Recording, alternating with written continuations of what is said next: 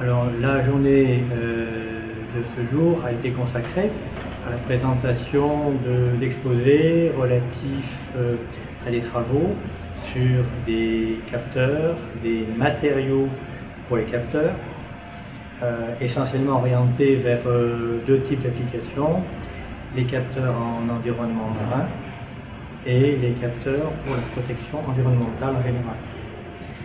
Alors il y a deux projets que nous avons présentés aujourd'hui, des projets qui sont, l'un est terminé, l'autre est en train de démarrer. C'est le projet Cap Chimique qui a été labellisé par le pôle mer il y a déjà plus de 4 ans, 5 ans. Et le projet Nanogamma qui a été aussi labellisé par le pôle mer il y a, disons, 3 ans. Le premier projet avait pour objectif de développer de nouveaux capteurs pour détecter des gaz en environnement restreint, notamment dans les navires ou dans les sous-marins. Et le deuxième projet, c'est des capteurs de rayonnement dangereux qui peuvent servir d'une part à la détection de matières dangereuses donc dans les stockages, dans les ports, avec des applications aussi au CEA de Cadarache, puisque nous travaillons avec eux pour développer de nouveaux systèmes de capteurs, de micro-capteurs, tout simplement pour pouvoir multiplier la protection dans ces domaines. Donc ça, c'était une grande partie des exposés.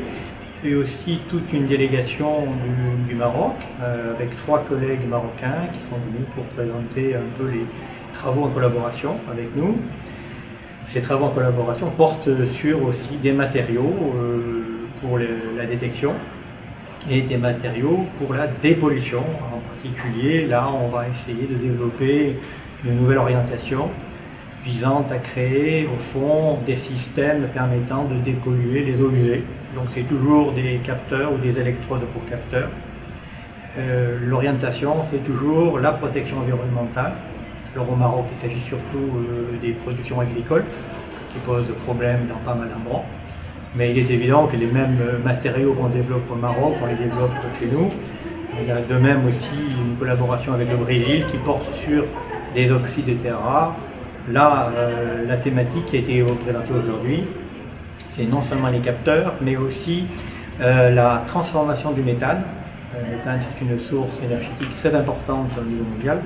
Et l'idée qu'on développe avec le Brésil, c'est de transformer le méthane en hydrogène, tout simplement, pour les futurs moteurs de véhicules, donc pour l'énergie propre. Alors ça, c'est bien sûr une ambition lointaine, mais c'est un sujet qui, je le trouve, moi, extrêmement important et passionnant.